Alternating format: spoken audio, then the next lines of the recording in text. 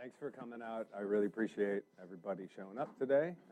This has been a very interesting experience getting out here, and I want to thank the organizers for whipping together this last-minute projector system over here so I can show some visual aids, so bravo to these guys. Yeah. So the topic of my talk is in the meme of consciousness and revolution. The specific subject matter that we're going to be looking at today is the social engineering aspect of movements and movement politics, and specifically how it plays into the countercultural movement, and then what became the actual subculture, the alternative culture that was inspired by psychedelics and the hippie movement. We're going to be talking a lot about the infiltration of these movements, and the thesis that I'm going to be putting forth, which is, I must preface by saying that these realms that we're dealing with and what I'm going to be talking about today, much of the information that would normally be used to confirm this beyond a shadow of a doubt is not available to us. Most of the smoking gun information, the things that we would, take to a newspaper, are classified or have been destroyed or have been altered or have been somehow put out as disinformation, bad information, twisted information. So it's taken a very long time for researchers in the Western world to start looking at what happened to the 1960s and the social movements at that time and start to understand it within a larger framework of how societies are controlled. And how, especially the impulse towards revolution, is controlled. And in many ways, what I like to posit is that history is revolution. The history of the world is the history of revolutions. And it's this constant static interplay between power structures, both nascent and in their decline, and how they interact with each other. Orwell described it as the constant interplay between the high, the middle, and the low, and that it's just this constant revolution of the middle and the high exchanging places all the time. But I'll let you be the guest. I'll let you, be the judge of it. I made the mistake once of kind of speaking with authority in this and saying this is the way it was, and I have to concede that there are large parts of this that are evidence-based and that are logical conclusions that any investigator would draw, but then there are some things that we just have to open our minds up to some form of speculation or another and try to fill in the dots as best we can with that. So I would like to start with a short video. It's actually about 15 minutes long. I apologize to all of those people who are not as familiar with American history. Most of the clips involve seminal moments in American history and the emergence of the counterculture. And I'll let it speak for itself. People in the English-speaking world can kind of draw their own parallel and analogs, all my UK friends here. There were certain events in England that happened the same way. Some of you will recognize some of the West German influence in this. And I'll let it speak for itself, and then we'll pick it up in about 15 minutes. And how do we get this thing out? Cool. Oh, thank you. Yep. Okay, cool.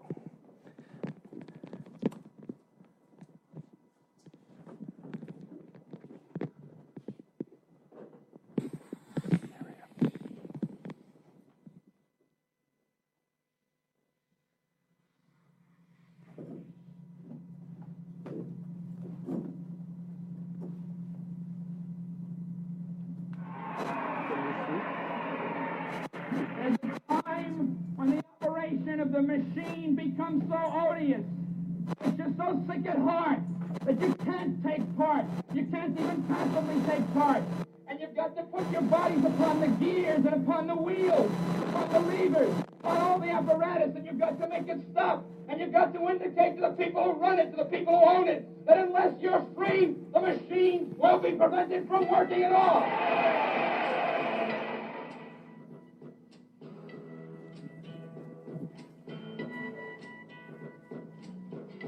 something happening here. What it is ain't exactly clear. There's a man over there telling me I've got to beware. I think it's time we stop. Children, what's that sound? Everybody look what's going down.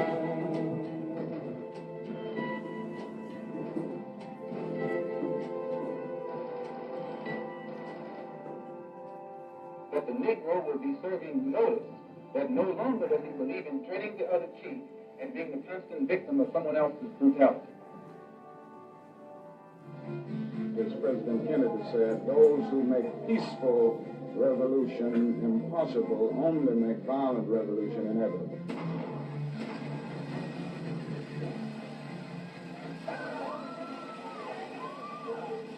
This nation is in a state of turmoil perhaps unparalleled in our history.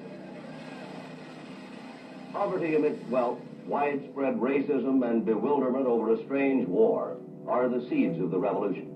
The revolution has come. Nurturing these seeds are a coalition of dedicated revolutionaries working to exploit our weaknesses for the ultimate destruction of the United States system of government as we know it.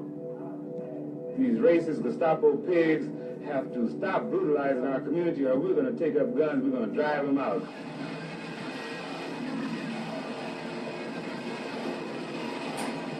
If you look back at it and see a bunch of crazy young people roaming around trying to tell people that the revolution is coming, it seems totally insane. And in some ways it was totally insane, but it fit into a period of revolution in the whole world.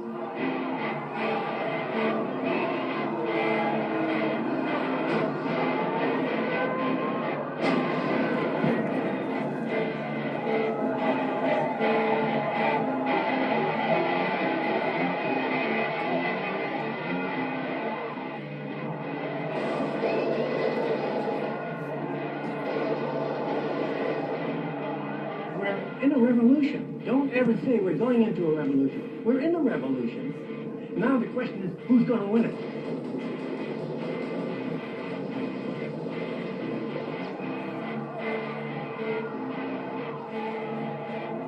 My thanks to all of you, and now it's on to Chicago, and let's win there.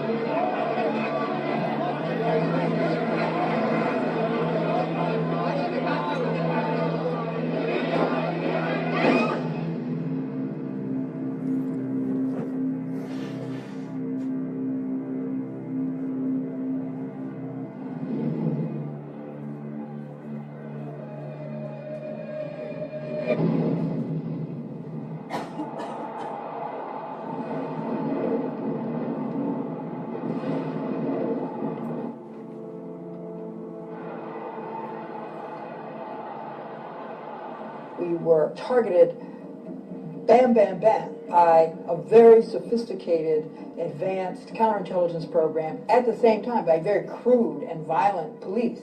This pattern of harassment is going on against the Black Panther Party across the country. On Friday, the Watts office of the Black Panther Party was bombed and demolished.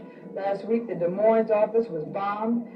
They can't stop anything we're doing as a legitimate political organization. So they come in and shoot us and shoot tear gas in office and drag people off to jail like they've lost their mind. Because we don't think that people have been bound. He was a wonderful speaker, and every time he would speak in Chicago, there would be huge crowds, and he inspired people tremendously. And I believe that's why he had to be killed by the United States. In Chicago today, 2 Black Panthers were killed as police raided a Panther stronghold. police arrived at Fred Hampton's West Side apartment at 4:45 this morning. They had a search warrant authorizing them to look for illegal weapons. The state's attorney's office says that Hampton and another man were killed in the 15-minute gun battle which followed.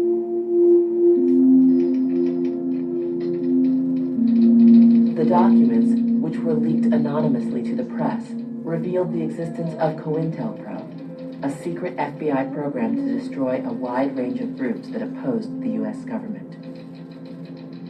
The Black Panthers, the anti-war movement, even Martin Luther King. What we're thinking about is a peaceful planet. We're not thinking about anything else. We're not thinking about any kind of power. We're not thinking about any of those kind of struggles. We're not thinking about revolution or war or any of that. That's not what we want. Nobody wants to get hurt. Nobody wants to hurt anybody. We would all like to be able to live an uncluttered life, a simple life, a good life, you know, and like think about moving the whole human race ahead a step or a few steps.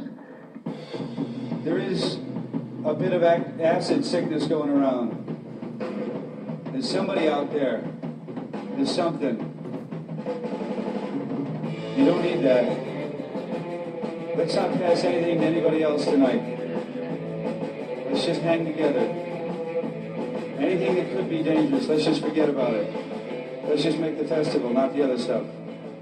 With all of this, ain't nothing can make you high as this. To get back to the warning that I've received, you may take it with however many grains of salt you wish, that the brown acid that is circulating around us is not specifically too good. It's suggested that you do stay away from that. Of course, it's your own trip, so be my guest, but please be advised that there is a warning on that one, okay? Go ahead, would you repeat that again?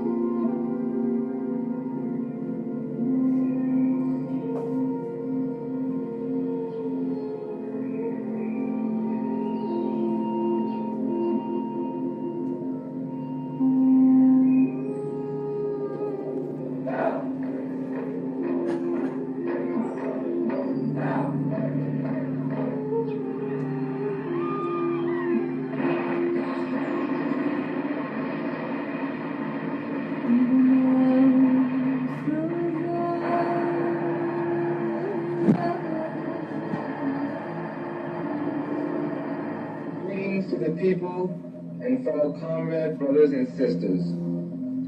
My name is Sin Q, and to my comrades I am known as Sin. I hold the rank of General Field Marshal in the United Federated Forces of the Symbionese Liberation Army.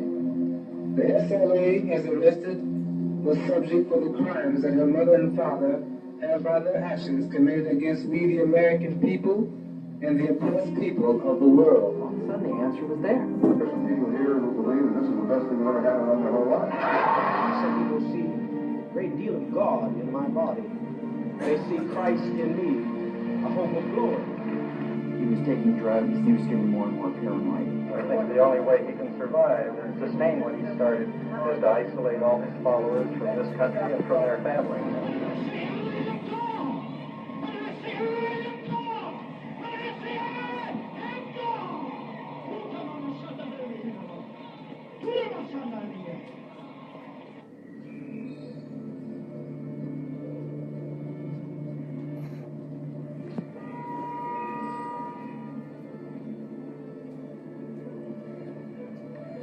You are truth, you are love, you are bliss, you are freedom.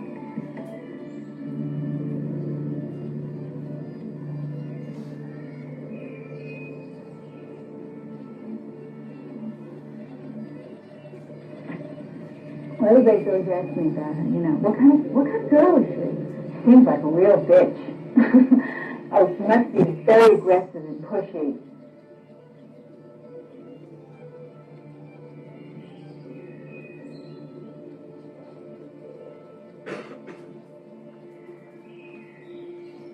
We have arrested Mark David Chapman 55 South Kukui Street, Hawaii, for the homicide of John Lennon.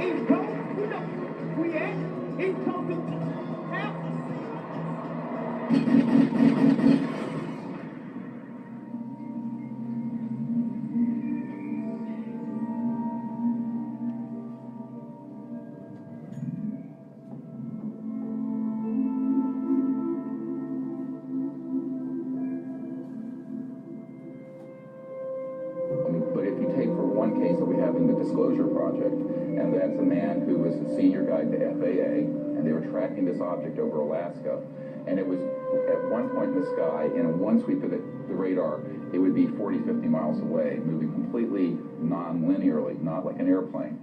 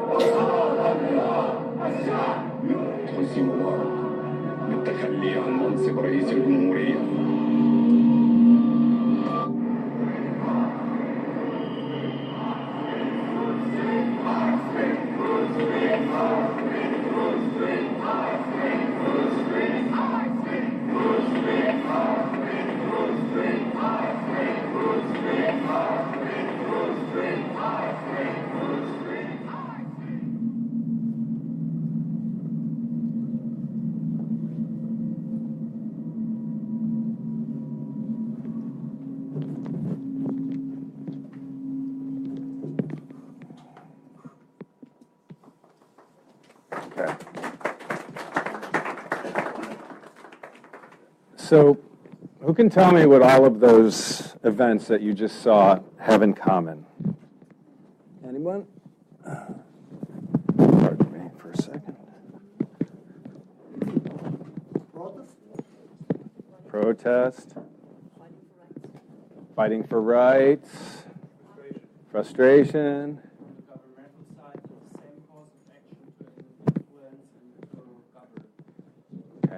I think I interpret that as saying that the same means of coercion are used by both the power structure and revolutionary structures, right. Okay, all of these are true, but the elephant in the middle of the room is that every one of those movements that you saw was either intentionally engineered or heavily infiltrated, redirected, and ultimately destroyed by the intelligence services and the government of the Western powers. And the, thank you. I never knew, I can really handle the pocket part. Okay, thanks. You should at least take me out for coffee first. So my contention is that much of what we understand to be the countercultural movement of the 60s was not an organic, altruistic, natural rebellion against the control of the previous generation. That much of what we understand to be the culture we live in today was a very intentional construct. And it goes back more than 100 years to when organizations like the Frankfurt School and the Institute for Social Research and the Tavistock Foundation and the Rockefeller Foundation and these other Anglo-American kind of interests, in particular, Western Europe in a larger sense, all ask themselves, how do we maintain control over society? See, as this emergent field of psychology was coming into the fore, this guy named Sigmund Freud was publishing these papers that said that humans were driven by these dark urges, that ultimately man was a primal creature driven by hidden desires, hidden needs, unmet desires and whims, and the kind of tempestuous passions of the human id, right? So somehow we have to learn how to tame these. And they saw a bunch of these wars erupt, you know, on the European continent right in front of their eyes, and they saw the most savage nature of man come out. And they saw uprisings in Russia, and the Tsar pulled from his home and killed, along with his whole family, an entire oligarchy swept under the rug, a whole new system, communism coming up. Now, this was of paramount concern to people in the West, particularly in the Anglo-American Empire, okay, which, you know, extends through the British Commonwealth, the United States, and then by proxy, everything that they were invested in, which also included quite a bit of Germany, from the Weimar Republic into the Nazi Germany, and then in the post-war era with NATO and the Marshall Plan, okay? So it was around about the turn of the century that we started to get this first discussion of how do we control societies. But it was after World War II that we really pick up the story. And this is where things start to get a little bit interesting. The next clip I'm going to show you is from a German film called The Net. LSD, the Internet, or the Unabomber and the Internet, or something like that. And what it does is it's a German filmmaker who corresponded with Ted Kaczynski. How many people in this room know who Ted Kaczynski is? Just by a show of hands, just a handful. How many people in this room have heard of the Unabomber? Okay, only about a couple. Okay, so Ted Kaczynski was a man who went by the name of the Unabomber, and through about a 20-year period sent mail bombs through the post to various institutions of government as a protest to what he claimed was the kind of encroaching fascism of the technocratic era of technology. And he said that the internet was going to enslave us and all of this stuff, and he was made out to be a complete lunatic in the United States. Well, it turns out that Ted Kaczynski, along with almost half or more of the people that you saw in this string of videos, were all part of a program known as MK Ultra. It was also known under other names such as Monarch, Bluebird, and Artichoke. But MK Ultra was a mind control program that the United States Army and the United States Central Intelligence Agency started in the 1950s. A very large portion of this program involved the use of psychedelic drugs to try to wash and reprogram the human mind for any number of tasks.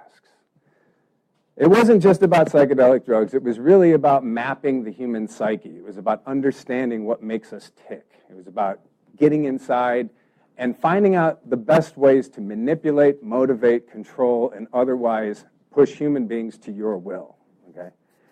And there was a precursor to this program. Anyway, Ted Kaczynski was in this, as was Charles Manson, as was Jim Jones, as was Ken Kesey, the electric Kool-Aid acid tests and the Merry Pranksters and all of that. And you have this long, very large, strangely coincidental network of people that all kind of came around this countercultural movement and the birth of it in the late 60s. And many of them were, along with Timothy Leary and Richard Albert, Ram Dass, and Ralph Metzner, all connected to Harvard and all connected through Dr. Ewan Cameron and all of these MK Ultra uber scientists, many of them coming over from Nazi Germany and what we would call Operation Paperclip and Operation Black Eagle, which is when both Soviet and American intelligence and army personnel imported former Nazi personnel, usually high-ranking scientists, military, and intelligence personnel, to set up the American post-war system. So they set up the Pentagon, they set up the CIA, and in fact, you may or may not know this, and it's kind of a trip when I found it out, but the former head of intelligence for the SS, a guy named Reinhard Gehlen, was not only not punished or brought to Nuremberg, but he was put in charge of the new West German secret police and became the point man for NATO and, by extension, the Central Intelligence Agency in Europe, okay? That type of thing went on all over the place. And I tell you this now, and I bring all of these in the same points to try to draw this very large picture of a very large octopus. And it's essentially centered on two entities. The first is the Central Intelligence Agency of the United States, and by extension, all of the other intelligence agencies that they control. The other is NATO. And NATO had another branch, a secret branch, that was called Gladio. And Gladio and the CIA together, acting independently but often in concert, were behind or somehow infiltrated or somehow directed or controlled or had a role in almost all of the terrorism, assassinations, and kind of ground-shaking and paradigm-shifting political events of the last, 50 years, okay? And the counterculture that we exist in is one aspect of that. The infiltration of this culture was very intentional. The creation of the whole hippie culture was, by some people's estimation, very much intentional. It was meant to redirect all of this revolutionary energy going on around the globe in the 1965 through 1968 period, particularly in 1968 when everything exploded. And the coincidences start to mount up when Martin Luther King, Robert Kennedy, all were assassinated in that year of political revolution of 68. That the Democratic Convention and the kind of coming out party of the American police state, which happened in Chicago in 1968, was all part of this larger plan. Okay, now I'm going to jump back to the beginnings. The irony is that this is not a bunch of evil guys chomping on cigars in a dark room going, "Mwah, ah, ah, ah, ah, ah, ah, ah, ah." This all started with good intention. This is going to sound a little strange, and it was really weird when I heard it. But there was a group of people, these same social engineers, these are anthropologists and social scientists and psychologists and the people that run the institutions and the hospitals and the research labs. And these are the elite of society. And so now they're coming out of World War II, and they're dealing with the after effects of the Holocaust. And they're wrapping their heads around, how did this happen? How did this happen? How did we allow this to happen in this world, in this supposedly civilized world that we live in? Okay, so what they're thinking is that it's got to be because we've lost God, partially, because we have science, and science has come in and turned everything into machines, and we've lost our connection to our spirituality, so we're adrift spiritually. And there's a whole philosophy that grew out of that called existentialism, right? And part of it said, well, no, what it really is that there's this difference between us all. There's we have this perceived race, and we have this perceived religious difference, and somehow these cultures that we belong to are the problem. And so how can we create a personality that isn't fascist, that isn't authoritarian? So now I'm going to show you this clip, and they're going to tell you a little bit more in detail how this idea first came about. Somebody wouldn't mind just stepping on the light there for me? Close the door, please. Thank you. Okay. This is a 6-minute clip.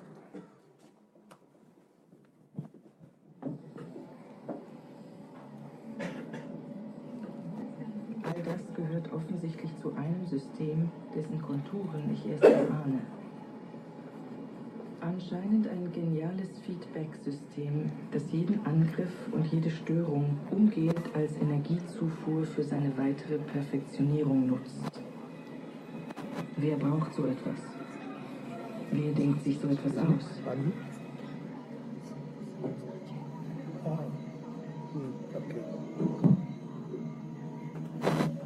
Zwischen 1946 und 1953 treffen sich im New Yorker Hotel auf Einladung der Joshua Macy Foundation führende Wissenschaftler verschiedener Fachgebiete. Unter anderem Norbert Wiener, Margaret Mead, Gregory Bateson, Kurt Lewin und John von Neumann.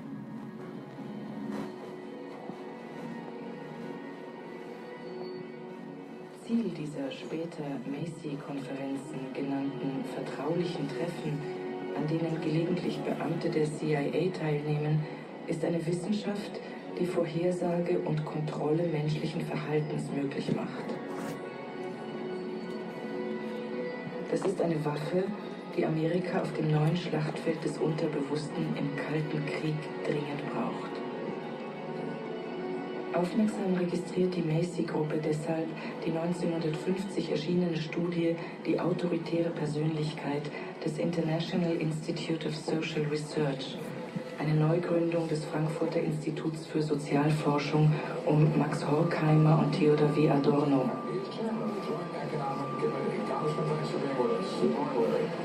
Die Studie ist das bisher umfassendste Sozialprofil einer Gesellschaft der USA und soll eine wissenschaftliche Erklärung für religiöse und rassistische Vorurteile liefern.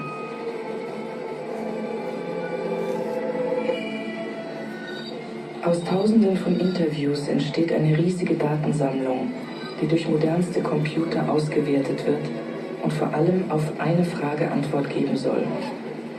Wie kommt es zu autoritärem Verhalten als Massenphänomen?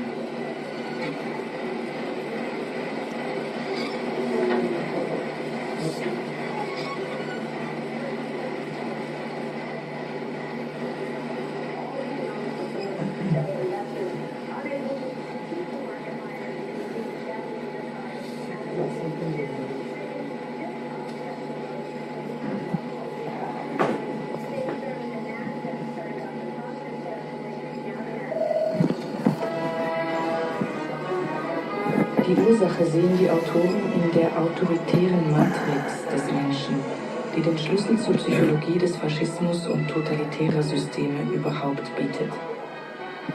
Diese Matrix bildet sich durch Erziehung und Tradition und ist scheinbar unauflösbar verbunden mit der metaphysischen Vorstellung von einer übernatürlich geschaffenen Natur.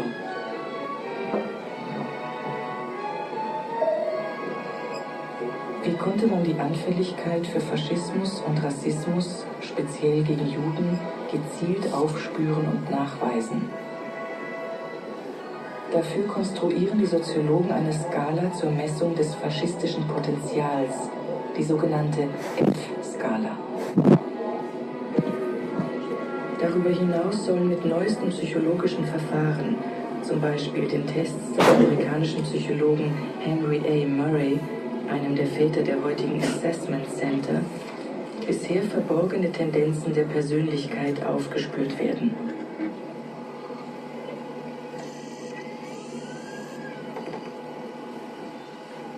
Um Faschismus und Antisemitismus für immer zu verhindern, scheint es notwendig, die Natur des Menschen und dessen kulturelle Muster so zu verändern, dass diese autoritäre Matrix für immer verschwinden würde. Wie kann man unblutig und ohne Operation tief in die Persönlichkeit und das Bewusstsein von Menschen eindringen, um dieses dann gezielt zu verändern? Boah.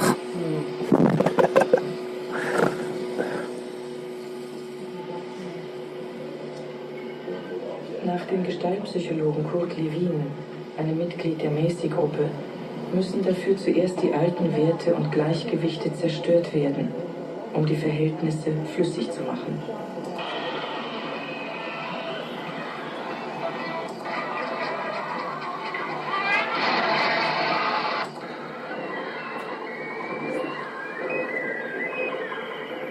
Dann können neue Gleichgewichte und Werte etabliert werden. Diese müssen dann durch Selbstregulierung dauerhaft befestigt werden. Umerziehung soll in Selbstumerziehung übergehen. Das wird die Welt in eine postnationale, multiethnische Weltgesellschaft ohne festgeschriebene Grenzen verwandeln.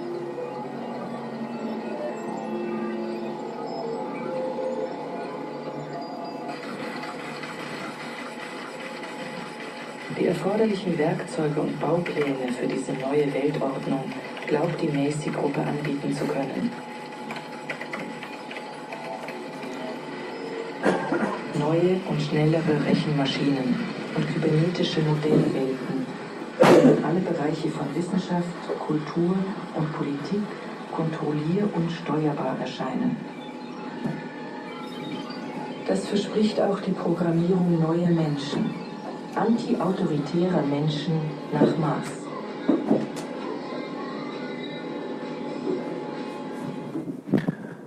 Okay. So, did anybody catch that last bit? The last few lines, he said, we are aiming to create a multi-ethnic,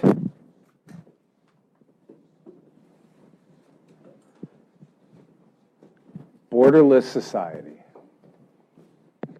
We are all one. And this Macy group offered the tools and blueprints made to order society. They were offering to actually show how to create these people. And by all evidence and estimations, that's exactly what they did. And this path starts now of creating this new person. So the first thing you have to do is break down all of the religious, cultural, and ethnic borders. So you have to attack racism. So there's a civil rights movement, particularly in the United States, which was an apartheid state up until 1965. It was never labeled an apartheid state, but it was an apartheid state. They knew it, and they knew that Malcolm X and Martin Luther King were going to the United Nations to get it formally declared as an apartheid state. So they got wiped out, okay? The next aspect is you need to create culture. And you need to create a culture that blends all of these others so it isn't specific to Jewish culture or Muslim culture or Christian culture or German culture or English culture or Italian culture. It needs to be a blended culture, right? So the same gentleman, Adorno, who you saw mentioned in the Frankfurt School, in the document, The Authoritarian Personality, he was one of the key figures in what was known as the Cultural Cold War. And the Cultural Cold War was essentially the United States and the Soviet Union pumping billions of dollars through their intelligence agencies into artists that each one held up to represent the kind of like pinnacle values of the culture, of capitalist culture versus of communist culture. And the Frankfurt Institute for Social Research is where most of that cultural Marxism, as it is called, originated. And you've got everyone from Pablo Picasso to Andre Gide to Jackson Pollock being funded somehow by either Soviet or U.S. intelligence to create homegrown capitalist artists, homegrown communist artists, and some that floated in between. So there's at least, 3 or 4 major books that have been written on the Cultural Cold War and the funding of artists and the creation of culture. Now, when we get into this really kind of funky place is when we start applying this approach to what happened to the hippie culture, okay? Because here's where we run into a lot of resistance. Because even though we've seen that this infiltration of movements, this intentional engineering, and all of these plans are on the table, and this is what was happening, somehow people have a really hard time making that leap into, but wait, what do you mean the hippie movement might not be entirely genuine? What do you mean it might be engineered? What do you mean it might have been an intentional diversion, right? So there's some bits of evidence that get a little bit strange. The first, of course, is this, radical shift that happens between 1967 and 1968. And the hippie archetype doesn't really come out until 1967 in this Summer of Love, which was actually a big kind of like media campaign. There was a lot of focus on this. One of the key pieces of evidence for any of this is where was attention focused? And the media is an extension of the government, right? It isn't a free press. It isn't an objective press. And airtime costs money. And reporters cost money. And running an operation like that costs a lot of money. So if you're starting to put a lot of focus on one particular subculture, one particular message, it's evidence that this is an intentional focus, that they want you to look at this. They want you to see what's happening. So what happened is that this student-led radical uprising that was connected to the ghetto riots of 1966, 67, and 68 was suddenly swept aside, and all media attention focused on flower power. And you started getting voices like the Grateful Dead coming up and saying, oh, we're not political, man. We don't want revolution. That's just kind of a joke. You know, we're just all about ourselves and doing our own thing here. And then you started to get the beginnings of what eventually became known in anthropological terms as the culture of narcissism. And the culture of narcissism was what came in the 1970s with what we called the me decade, right? And everybody's starting to focus on themselves, okay? It started to take this focus away from we're engaging with civic action, with our communities, with our political system, and it became now, I'm going to do my thing, right? And so the cultural revolution of the hippie generation, of the counterculture, was about letting people dress like they wanted, letting them wear their hair like they wanted, letting them talk about what they wanted, but not letting them actually do anything except stay on that kind of treadmill of self-interested activity. Okay, so one of the things I'm going to show you is a little bit of a kind of a clip about a really fascinating book that I think anybody who wants to know more about all of this should look into. It's called Inside the Laurel Canyon, or Weird Tales from Inside Laurel Canyon. It's by a guy named Dave McGowan. And what Dave McGowan did was essentially pull together all of this information that shows that the hippie movement as we really know it, that kind of West Coast flower power culture, and all the music that we associate with it, came out of one tiny little area in Hollywood where a whole bunch of people who had long ties into the military and into the intelligence world suddenly showed up, all right? So this next clip is a bit from there. And can you step on the light for me there, sir, or somebody?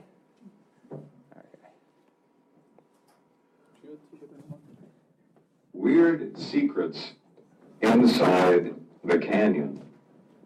Laurel Canyon, Cobra Rocks, and the dark heart of the hippie dream, written by David McGowan, who was down there. It's quite a fascinating book. It's a look at a little niche in Hollywood land, greater Hollywood land, that begat an awful lot of the icons and stars and celebrities and trend setters of the 60s, 70s, 80s. It really, I mean, think about this.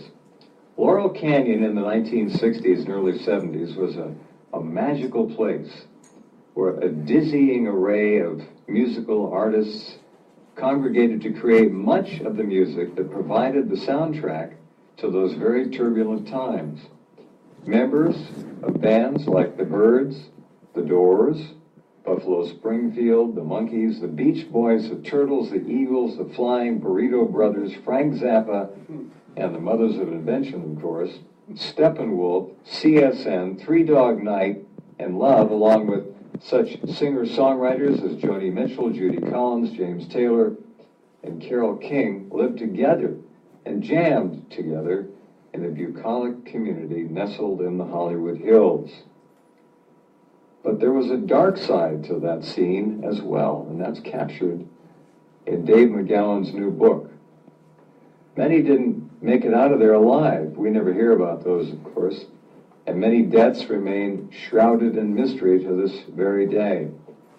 Far more integrated into the scene than most would like to admit was a guy by the name of Charles Manson, along with his murderous entourage. Also, floating about the periphery were various political operatives, up-and-coming politicians, and intelligence personnel, the same sort of people who gave birth to many of the rock stars populating the canyon. And all the canyon's colorful characters, rock stars, hippies, murderers, and politicians, politicos to be more exact, happily coexisted alongside a covert military installation. Okay, so that's just a little introduction to the whole ideas behind inside the Laurel Canyon. So some of these weird things are like David Crosby's father was a chief Army intelligence officer. Jim Morrison's father was Admiral Stephen Morrison. Admiral Stephen Morrison was the commander of the Pacific Fleet during the Gulf of Tonkin incident, which started the Vietnam War. It was Admiral Stephen Morrison who relayed to Lyndon Baines Johnson that they had been attacked by North Vietnamese. The entire thing was fabricated, by the way. So you start to go down through these ranks and you find that there's Army, there's intelligence all over this. There was also an estate up there that was a propaganda lab that the Army had to create kind of, during World War II, they had taken it over to create propaganda films and to kind of like spread anti-Nazi and anti-Japanese films and cartoons and stuff like that. And then over time, it became a kind of a secret cultural lab, where like lots of these, you know, it's theorized that some of this 60s content that came out, all of these movies that were kind of advocating the exploration of psychedelics and the kind of indulgence in the self and the freedom, that they were either concocted or somehow developed with this group around this secret facility up in the hills. A lot of these people start dying very, very conveniently. There's a researcher named Alex Constantine who's done a lot of investigation into what is known as Operation Chaos. Now, Operation Chaos is a theorized program from the CIA. There's never been any actual like documentation on it. That's the weird thing about it. But Operation Chaos, which the Committee for Political Assassinations in the United States did about 30 years of research on, what they were able to come up with was that it was an intentional program to undermine and murder any of these cultural stars, any of these rock stars in particular, that were either getting too much visibility or had stepped outside of their programming.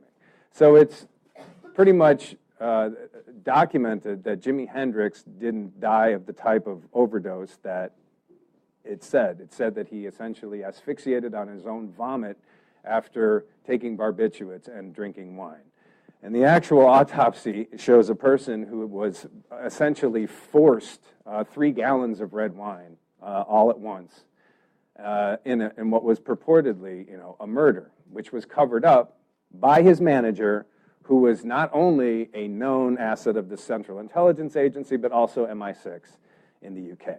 Okay, and so you start to look at Jimi Hendrix's background. You see he was raising money for the Black Panthers revolutionary organization. He was speaking out against black liberation, and so he was taken out. The same thing happened to Bob Marley in 1980 when they essentially gave him a weaponized form of cancer, and so on and so forth. You can look up Alex Constantine. The Covert War on Rock is the source that I use for that specific stuff. But there's also a book called The FBI's War on Black America. And that's an exhaustive research into the documents around COINTELPRO. And COINTELPRO is, by this point, kind of a well-known piece of history. But in 1970, it was completely unknown to the public. It was a secret FBI program that was started in 1956 to root out communists in the United States. Eventually, it was applied to the anti-war movement, to the radical subculture, to the Black Panthers. It became an assassination program for Black Panther leaders, and it became a kind of a disinformation agent provocateur organization for the white groups. So they had infiltrated pretty much every student group, every anti-war group, every commune in the United States that was known about had infiltration. They were everywhere. Some of these activists who had been dealing with this for a number of years were saying to themselves, we know they're here. We see the evidence that we're being disrupted. I mean, this is clear, like, infiltration, but we can't prove it. So 8 Quaker activists from the Pennsylvania area broke into an FBI office in Media, Pennsylvania in 1970 and stole a bunch of documents, hoping to find some proof. What they found was hundreds of pages of COINTELPRO documents, which were then slowly leaked to the press anonymously over the course of a couple years. And the burglars themselves remained anonymous for 40-some years. They only revealed their identity 2 years ago when a book came out about the burglary itself. So COINTELPRO, the government claims, went away in 1975, along with MKUltra, which they said went away in 1965. And they said that the CIA stopped political assassinations in 1973, and we understand this to be a little bit different. What we understand is that these programs never went anywhere. The exact same program of counterintelligence that was applied to the Black Panther Party to undermine them and to assassinate and or imprison all of their leaders was exactly what was applied to the hip-hop community of the 1990s. And there's one very easy connection through all of this, which is Tupac Shakur. Tupac Shakur's mother, aunt, uncle, and most of their close circle of friends and family were all high-ranking Black Panthers. Right? And so Tupac grew up watching the government infiltrate his people, watching them kill his relatives, his friends, his family, imprison his mother, turn his mother into a crack addict. He watched Huey Newton turn into a crack addict. He watched the entire Panther movement fall apart. When he became rich and powerful, he committed to reigniting this work of theirs. He started by brokering a truce between the two largest gangs in the Los Angeles area. They're known as the Crips and the Bloods. Yeah. Okay. How much time do I have? Okay. I got about 10 minutes left. All right. So when he brokered this truce, right, in the kind of the middle of the crack wars, when the violence had peaked in America, it was the most violent, highest murder rate, and all of this stuff. It was largely in the Black communities, which had seen kind of like 20 years of being eroded. Here comes Tupac, and suddenly he's talking about unifying Black communities. And very soon after that, all of the hip-hop music, all of the media attention and everything that came out of that went from this kind of unity consciousness of early hip-hop, this kind of real poetry of the streets. Here's what the police are doing. Here's what's going on in our neighborhoods. Here's what it's like to survive. Here's what we're trying to do to overcome. It becomes gangster rap. It becomes killing each other, violence directed at each other. And then the entire culture shifts into this gangster rap paradigm, and this East Coast, West Coast war is ignited, right? The last bit I want to touch on, because we're running out of time, and it's a big topic, admittedly, and it's hard to crunch it down into an hour or so, is the New Age culture, which is kind of like what we understand now to be the extension of the hippie counterculture. And the reason that I posit this thesis that this was an intentional construct engineered to make us passive and pliable is because we need to look at the results. The New Age culture is the epitome of the culture of narcissism right now. It's a multi-billion-dollar self-help industry, all about spending money to take care of myself for health, organic food, yoga, Ayurveda, Eastern meditation and mysticism, all of it, Tantra, the whole 9 yards, right? Psychedelic drugs. And what this has done was taken us from people that had critical thinking faculties, that had political consciousness, and had a sense of community, and turned us into a bunch of fearful, passive, uncritically thinking, feeble-minded narcissists. And by and large, there's no political activity.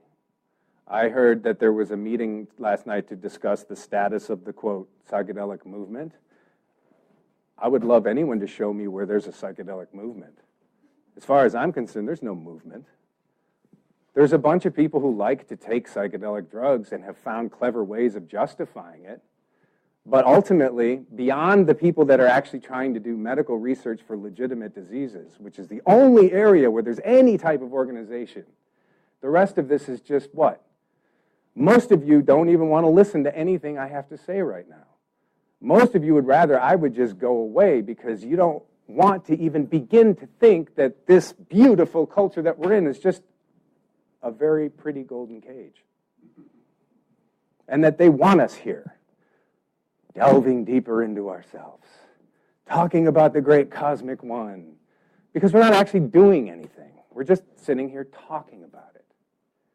We're just sitting around kind of like drawing sacred geometry and talking about the last time we took all those mushrooms and all the stuff we saw and the alien that I talked to. And yeah, I mean, it's great, man. I do it too. I'm part of the shit with you. But it's also, you know, you got to understand what's the effect. Who benefits from this? Look around you. I mean, you, as Germans, are sitting in probably the only and the center of wealth in Europe, while the rest of the continent's falling apart. I'm from the United States. It is completely collapsing over there. We have a police state.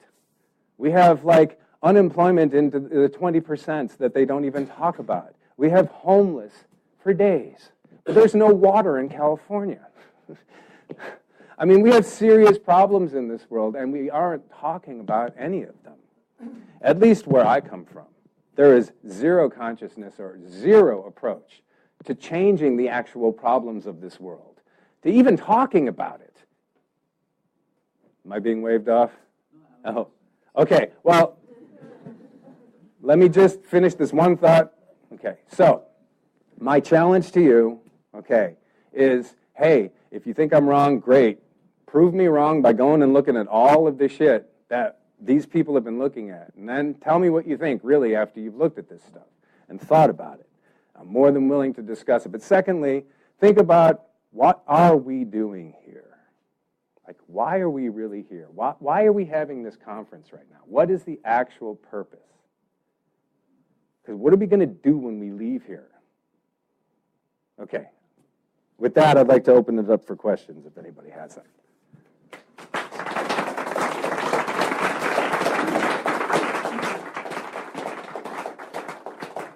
I think this one. Okay. Sir.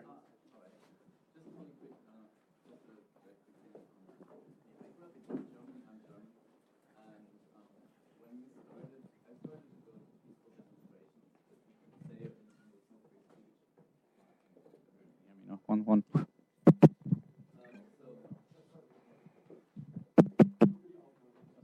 So basically what happened is we started talking about what was going on, the people that were the new generation. We weren't so traumatized by war because we hadn't seen it. But just because we started talking about it and gathering and speaking our truth, we were able to eventually, even though you probably think it was some other kind of force that made it possible that eventually the wall came down, but it was a strange coincidence that happened that a German guy from East Germany said on TV that the wall is going to be open tomorrow, and everyone came and just went to West Germany, and it was a weird coincidence. And I believe in magic, and I believe that the tool of free speech is very powerful, and also that we project what we believe we know is true in our heart is also something that we see around us. So by changing our perspective and our perception, we can alter the world, and us coming together here, we are able to make a change. Small little one, but it's part of a collective consciousness. Okay, I get all that. Did you have a question? Yeah. Okay, so can you? Question, well, it was more of a statement, actually. Okay, well, I want people to want say to ask something questions. to you personally. Okay. And that is, when you say that you assume that none of us really want to listen to you here, you might be wrong. So I'm just saying that. Like awesome. You're saying I that hope what I am. you know is please don't assume anything and try not to project, but just let it settle in. Okay? Do you have a question for me, or would you like to correct my behavior? That's all I want to say. Okay, because I would really prefer a question if that's okay. I have enough people correcting my behavior.